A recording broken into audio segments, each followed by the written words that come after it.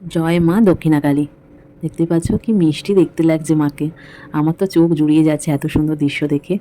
তো এটা হলো আমার বাড়ির মা, মানে আমার শ্বশুরবাড়ির দক্ষিণাকালী মা, জয় মা দক্ষিণাকালী।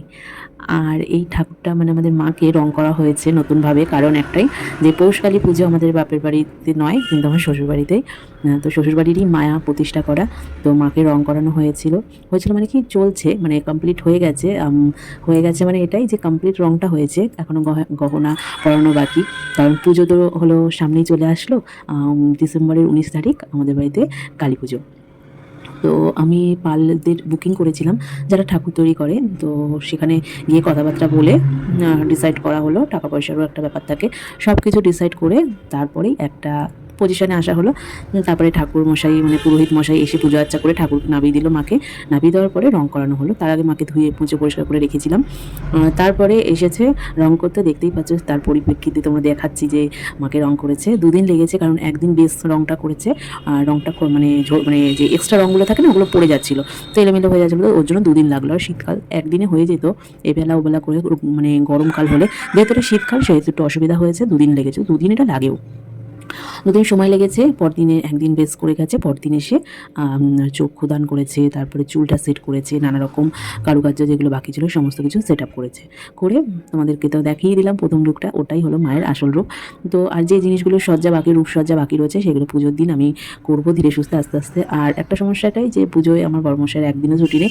এমন একটা পজিশন হয়ে গেছে অফিসে এখন যে পুজো যে সময়টা, সেই সময়টা তো ছুটি নিতে পারবেই না, আগে পিছু করেও কোনো ছুটি নিতে সে পারবে না।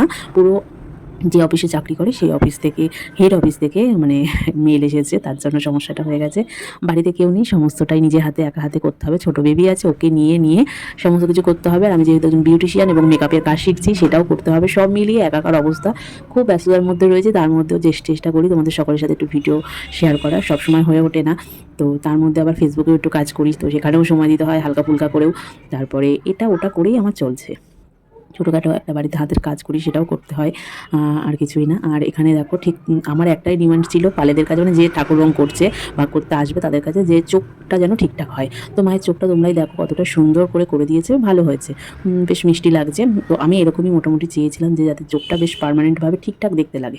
আসলে গত বছর হয়েছে কি, ঠাকুরকে রং করাবো ভেবেছিলাম এবছর, কিন্তু গত বছর হয়েছে যে আমি নিজে থেকেই ঠাকুরটাকে পরিষ্কার করতে গিয়েছিলাম। পরিষ্কার করতে গিয়ে দেখি রঙগুলো চটে যাচ্ছে। তো চটে যাওয়ার পরে এমন একটা পজিশন হয়েছে, ঠাকুর পুজো যেদিন তার আগের দিন রং মানে পরিষ্কার করছি, ঠাকুর ধোয়াচ্ছি, তখন দেখছি রং খসে পড়ছে। তখন একটা এমন সিচুয়েশন হয়েছে, তার মধ্যে আমি কি করলাম, সেই রং আমি কোনো রকমে মানে মেকআপ করার জন্য সেদিন আমি আবার রং কিনে এনে ফেব্রিক কালার করে কোনো রকমে সেট আপ করলাম। তো এবছর আমি আগে থেকেই রং করিয়ে নিলাম, কারণ রংটা 2 দিন পরেই হতো। কিন্তু একটাই সমস্যা হয়ে গেছে যে পালেরা বলেছে যে পৌষকালী পুজোটা একটু চাপ থাকে, তো যদি আমাদের কাছে রং করাতে হয় তো একটু আগে করাতে হবে। তার জন্যই ঠাকুরমশাইকে আবার বলা হলো যে আপনি পুজোটা দেখুন কবে করবেন। তারপরে উনি এসে পুজো আর্চা করে ঠাকুর সরিয়ে দিল। তারপরে ঘরটা এখনও পুজো করছি, চতুর্দশীতে আসবে আবার পুজোর ঘরটা সরিয়ে দিলে তারপরে গিয়ে আমি আবার ঘট পরিষ্কার করে জল আনতে হবে। গঙ্গা জলটা আগে আনা হয়ে গেছে গত সপ্তাহে, গঙ্গাতে গিয়ে স্নান করে গঙ্গা জল আনা হয়েছে। এটা হলো আমাদের বাড়ির দক্ষিণাকালী মায়ের পুরো রূপটা, যেটা রং করার পরে এরকম পজিশনে এসেছে।